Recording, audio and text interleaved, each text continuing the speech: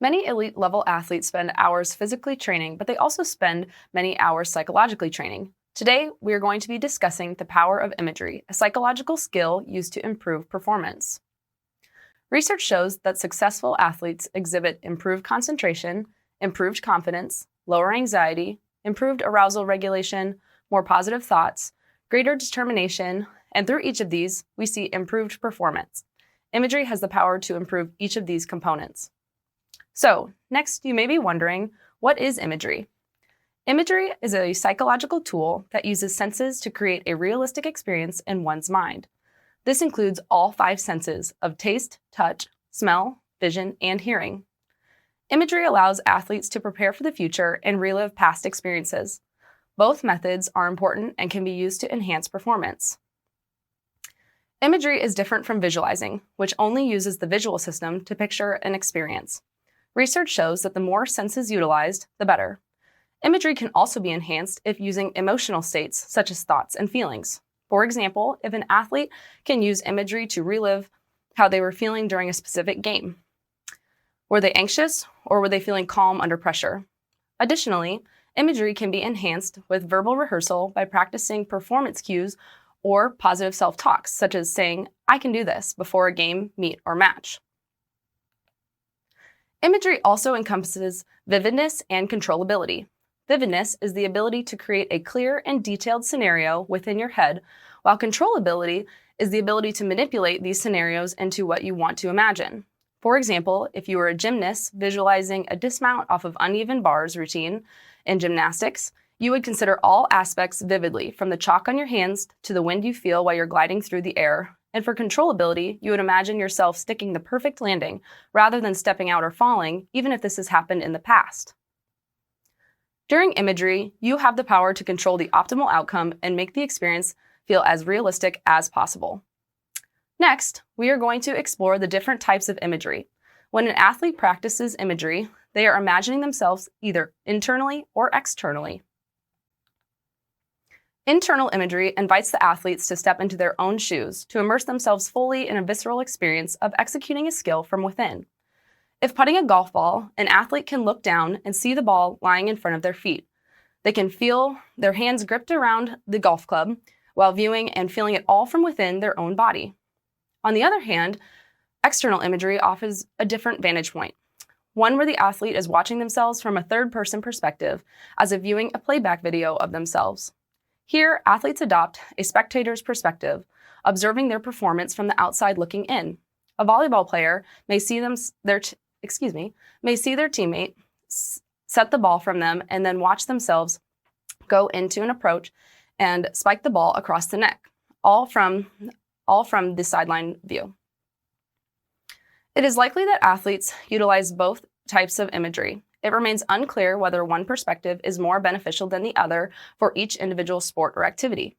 Research shows, however, that internal imagery is the best for strength performance for reasons such as neural adaptations, stronger brain activation, and heightened muscular excitation.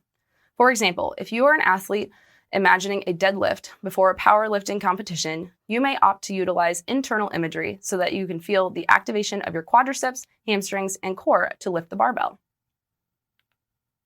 Additionally, while imagery may appear initially as only a psychological skill that operates in a realm that cannot be measured, studies actually show that when individuals engage in imagery of athletic movement, the motor cortex of the brain that is responsible for coordinating voluntary movements is activated. This physiological response underlines the physical effect of imagery, further validating its role in enhancing athletic performance. Now, you may be wondering who can harness the power of this psychological skill. The answer is simple. Any athlete can benefit from imagery. However, the effectiveness of imagery is influenced by individual characteristics, including the nature of the task and the athlete's skill level. Cognitive tasks, such as a tactical decision-making skill, benefit the most from imagery. For instance, a soccer defender's quick reaction to the opponent's movements rely on cognitive processing, while motor skills, such as sprinting, may not rely as heavily on imagery, but can still benefit from imagery to improve their performance. Skill level matters as well. Experienced athletes gain more from imagery due to their deeper understanding of the sport and ability to visualize advanced techniques. For example, professional tennis players can envision intricate shots and game scenarios, unlike beginners who struggle due to limited exposure to the sport and undeveloped skills. At higher levels, mental training becomes crucial to gain a competitive edge when competing against those with similar abilities. Next, we are going to discuss the theories related to imagery. Here's a concise overview of the theories associated with imagery in sports. You may pause the video now to read and take note of these theories. So, now that we understand what imagery is and its effectiveness, how can we use it? The first step into using imagery is evaluating the athlete's needs. For example, they may need to focus on arousal regulation before sporting events. Do they need to learn to manage their anxiety and calm themselves and remain in a collected state? Or do they need to work on getting themselves energized and fired up and ready to compete? They may also consider what skills they need to practice as well. Once an athlete knows where they need to improve and what they need to practice using imagery, it should become a part of their regular training.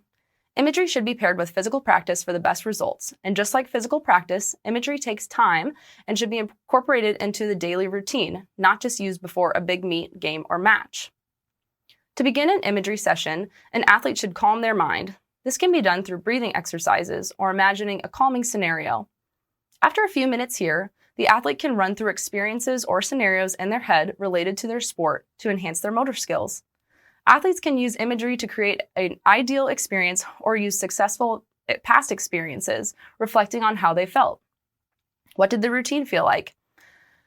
Athletes can also use imagery to prepare for any unforeseen circumstances. Consider all outcomes and how you will respond to them. I will conclude this lecture with a true story on the power of imagery. At the Olympics, the most decorated athlete of all time, Michael Phelps, endured quite the disaster.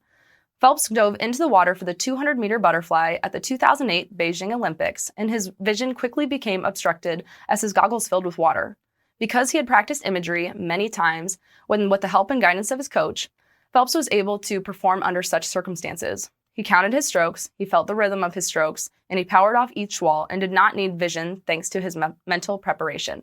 When he finished the race, he was able to regain his vision by removing his goggles, and he saw not only had he touched first, but he had also broken the world record. This extraordinary performance is a true testament to the power of imagery.